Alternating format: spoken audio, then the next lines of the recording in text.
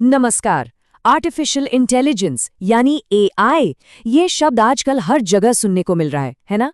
पर सवाल ये है कि क्या ये सिर्फ टेक एक्सपर्ट्स की दुनिया तक ही सीमित है या फिर भारत में हम सबके लिए इसके कुछ मायने हैं? आज इसी को समझने की कोशिश करते हैं। तो चलिए सबसे पहले एक आम सोच की बात करते हैं। जब भी एआई का जिक्र होता है तो दिमाग में क्या आता है? शायद बहुत सारा मुश्किल कोड, बड़ी बड़ी टेक कंपनियां, यही सब है ना?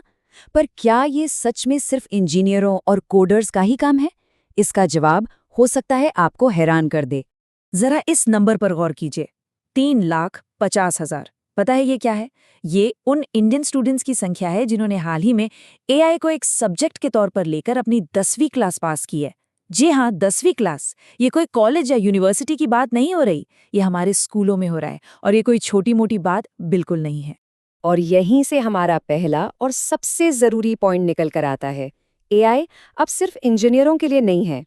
जरा सोचिए, एक जमाना था जब फिजिक्स और केमिस्ट्री जैसे सब्जेक्ट स्कूलों के लिए नए थे और आज वो हमारी पढ़ाई का एक जरूरी हिस्सा है। बिल्कुल इसी तरह एआई अब अपनी जगह बना रहा है। ये एक बहुत बहुत बड़ा बदलाव है और इसका मतलब है कि स्टूडेंट्स और पेरेंट्स दोनों को अपनी सोच में थोड़ा बदलाव लाना होगा। तो देखिए, असली चुनौती टेक्नोलॉजी की नहीं बल्कि हमारी सोच की है, हमारी मानसिकता की।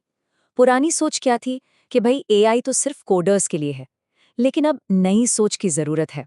सवाल ये नहीं है कि मुझे एआई क्यों सीखना चाहिए, सवाल ये है कि एआई मेरी फील्ड में, चाहे वो खेती हो, हेल्थ हो या फाइनेंस, मेरे काम को और मेरी जिंदगी को बेहतर कैसे बना सकता है।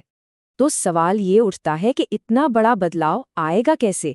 इसका जवाब एक ही शब्द में है, टीम वर्क। और ये टीम वर्क कैसा होगा? इसे कहते हैं पब्लिक प्राइवेट पार्टनरशिप यानी पीपीपी। अब ये काम कैसे करता है?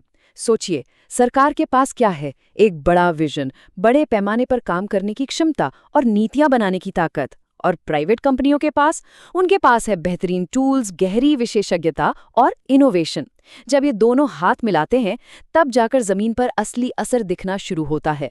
और पता है, ये कोई नया आइडिया नहीं है। इतिहास गवाह है कि ये मॉडल काम करता है।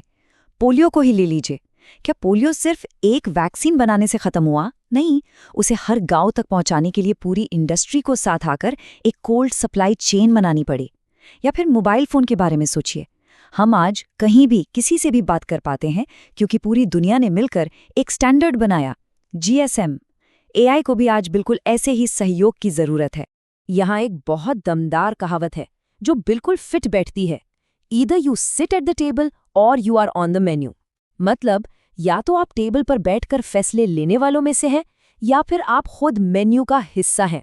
इसका मतलब बहुत साफ है, एआई का भविष्य कैसा होगा ये तय करने में या तो हम अपनी भूमिका निभाएंगे या फिर हम सिर्फ चुपचाप इसके असर को झेलते रहेंगे। पीछे छूट जाने का ऑप्शन अब है ही नहीं। तो ठीक है, इस नए एआई के दौर में हमें दो चीजों की जरूरत पड़ेगी, नए लीडर्स और नए नियम। पहले बात करते हैं लीडर्स की। आजकल कंपनियों में एक नई पोस्ट बन रही है, चीफ एआई ऑफिसर। और ये समझना बहुत जरूरी है कि ये कोई टेक्निकल गुरु नहीं है। इस इंसान को एक चीफ ट्रांसफॉर्मेशन ऑफिसर की तरह समझिए। इसका काम टेक्नोलॉजी को मैनेज करना नहीं है, बल्कि एआई का इस्तेमाल करके पूरे के पूरे बिजनेस को बदलना है। ये एक बिजनेस लीडर है। लेकिन जाहिर है, इतनी बड़ी ताकत के साथ एक बड़ी जिम्मेदारी भी आती है। लोग एआई पर भरोसा तभी करेंगे जब उन्हें ये यकीन हो कि इसका इस्तेमाल सुरक्षित तरीके से और सही मकसदों के लिए हो रहा है। और इसी भरोसे को बनाने के लिए हमें चाहिए नए नियम, एक मजबूत ढांचा। तो ये भरोसे की नींव किन चीज़ों पर टिकी है? इसके कुछ खास स्तंभ हैं। पहला, पारदर्शी कानून, यानी ऐसे नियम जो सबको समझ आए।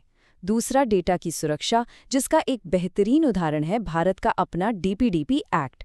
और तीसरा, जिम्मेदार गवर्नेंस।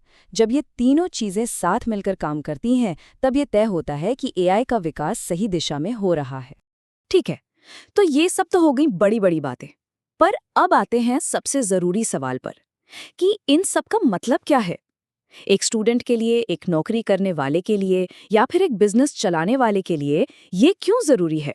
स्टूडेंट्स के लिए तो संदेश बिल्कुल साफ है। एआई अब कोई ऑप्शनल सब्जेक्ट नहीं रहा, ये एक कोर स्किल बन चुका है। और लक्ष्य सिर्फ एआई ऐप्स का इस्तेमाल करने वाला बनना नहीं है, नहीं। असली लक्ष्य है एआई बनाने वाला बनना, एक क्रिएटर, एक इनोवेटर। भविष्य बनाने वालों का है, सिर्फ इस्तेमाल करने वालों का नहीं। अब बात करते हैं उन लोगों की जो नौकरी कर रहे हैं। देखिए, सीधी सी बात है, एआई हर जॉब में अपनी जगह बनाने वाला है, हर जॉब पर इसका असर होगा, लेकिन इससे डरने की कोई जरूरत नहीं है।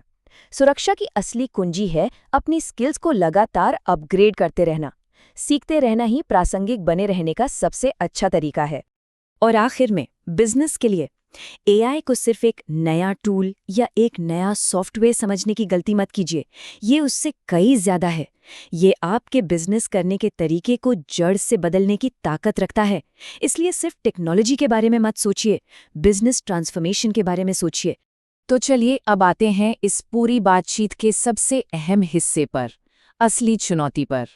इस एक बात को बहुत ध्यान से सुनिए।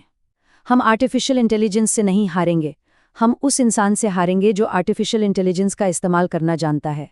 असल मुकाबला टेक्नोलॉजी से नहीं है, असल मुकाबला उस इंसान से है जो इस नए दौर के लिए तैयार है। तो असली खतरा एआई नहीं है, असली खतरा है तैयारी की कमी। चुनौती टेक्नोलॉजी नहीं, चुनौती हम खुद हैं।